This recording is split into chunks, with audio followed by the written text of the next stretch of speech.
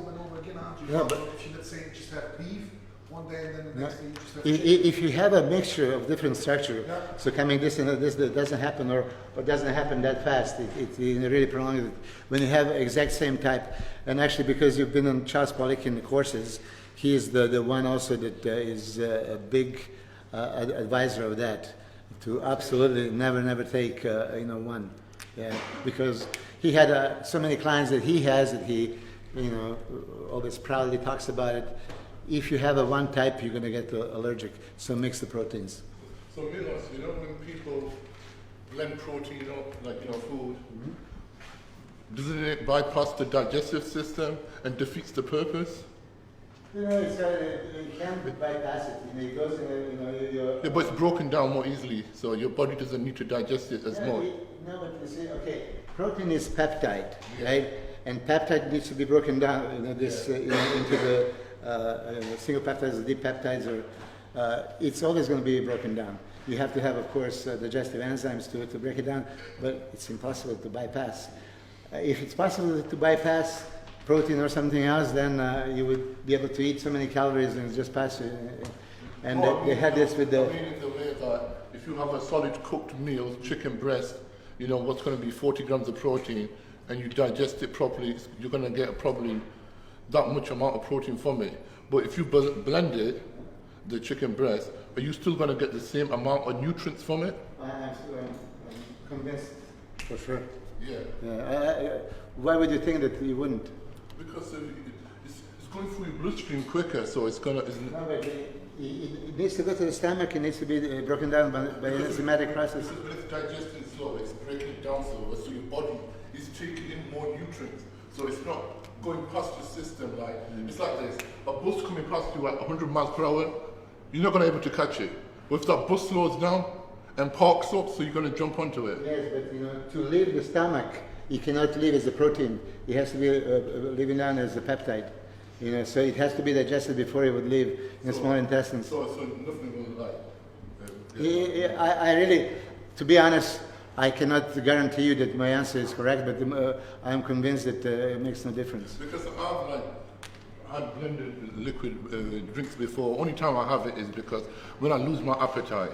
So that's the only thing I can do for a couple of days or a week, just to stop me getting bloated and eating too much. But the thing I felt was when I was eating the meals, my quality of muscle what I was putting on was better compared to liquidized protein. You had identical amounts of identical foods, right? Or you had a combo? Similar type of food. It's not exactly the same. Obviously, I'm not going to cook chicken breast and then blend it up. Well, that's what they did, Ernie and... Yeah, but like I said to you, but I just fought because of that reason.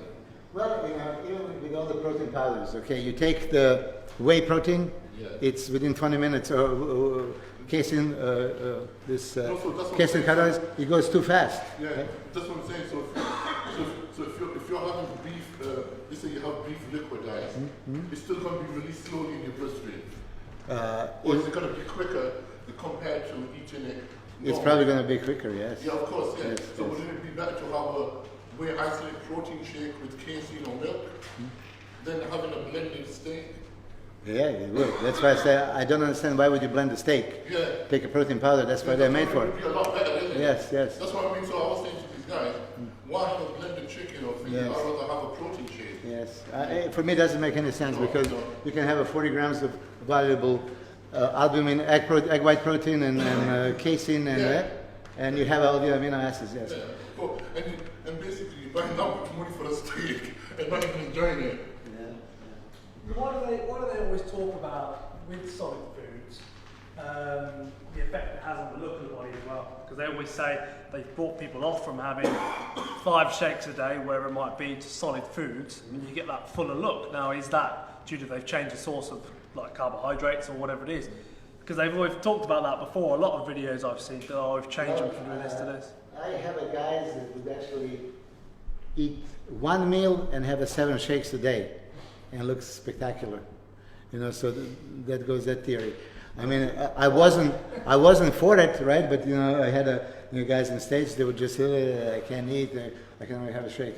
for the love of God, you know, at least you can have 3 meals. No, 1 meal and 7 shakes, and it looks spectacular. So it's always final thing that's going to happen. Carbohydrates are going to be broken down to glucose into the bloodstream.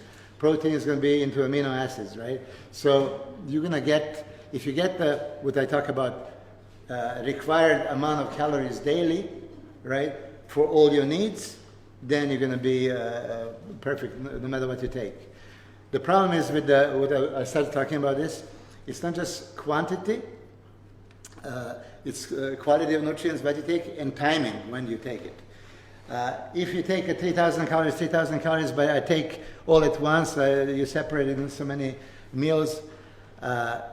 If you are identical twins, for example, you have same genes, right? And parents give us exact same food, exact amount, everything, but he eats in 2 meals and I eat in 5 meals. I'm gonna, burn more body fat, of course, because every intake of food, something happens. It's thermic effect of feeding. You burn more calories. So for ladies, especially, that means as frequently as you can have a meal, it's much better. It's much better to have 6 meals than 4. It's small little, intakes throughout the day will do the magic. So to tell you, I mean, really, if you're for maximizing your gains, right, you should really know how much protein, carbohydrates, fat you should be taking. Now, sorry, but I'm going to use Luca from Italy. You guys, you can see the pictures. He looked phenomenal, right, before a contest. But then came the point that with 0 body fat, right, you want to lose another 2, 3, 4 kilos, right? And what happens then? You basically catabolize what you have. You jeopardize, the perfect conditioning. You are now converting one nutrient into another. This is why I'm saying, give body what body needs.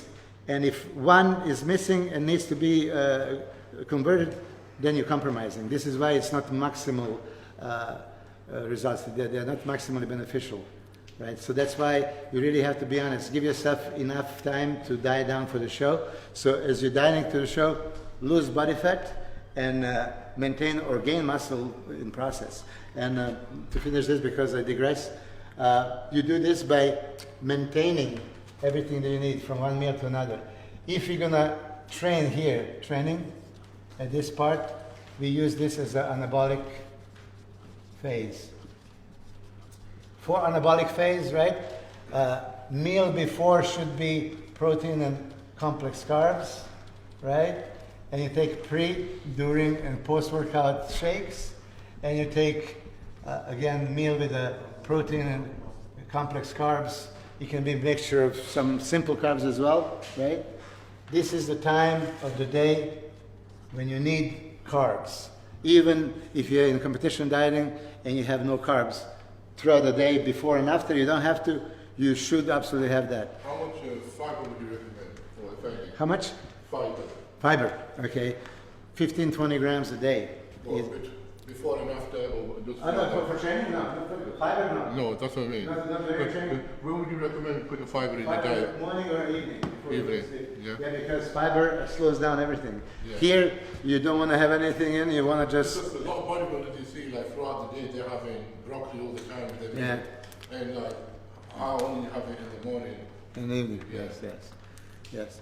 But here is, so for those of you who are afraid to eat carbs, I promise you that this would be very safe. Now, again, some of the trainers, and I'm going to say this, and you can say to Mauro. Milos Sarcev is a very close friend of mine, and a great coach. He's getting crazy results with everybody. If you want to know what kind of results, look at the picture of Luca. I mean, ripped to the bone, right? And he's doing with reduced carbohydrates, of course. But he is cycling carbohydrates, something I told him long ago. He would go one day higher, 150 grams, and then 100 grams, and 50 grams, and he was cycling, and then he would reload with the 500 grams and so on. And works phenomenally. But that amount is actually insufficient for somebody like pro bodybuilders that have intense training session, you could